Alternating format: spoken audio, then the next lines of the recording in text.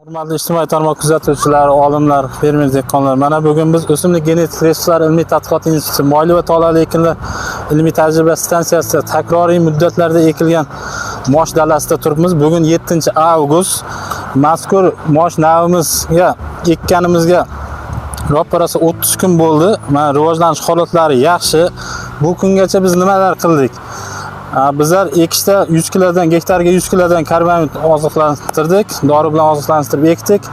Hamda esa 2 marta qurtga qarshi ishladik. 2 marta mikroelementlar, vitaminlar bilan suspenziya qilindi. Mana bugun 7-avgustdagi holatda ikkinchi marta qator orilarga ishlov berish ishlarini amalga oshirmoqdamiz. Mosh o'simliklarimiz ommaviy gullashga yaqin holatga keldi. Xudo xolasa bundan keyingi videolarimizda ham mazkur tajribalarni almashib boramiz. Bu yerda mosh navimiz qo'sh qator ekilgan. Mana ko'rishlaringiz mumkin, qo'sh qatordagi mosh qanaqa rivojlanmoqda. Bir qator bilan qo'sh qatorning farqlarini ham albatta hali hosildorligi boshqalar to'g'risida ham ma'lumotlar ulashamiz.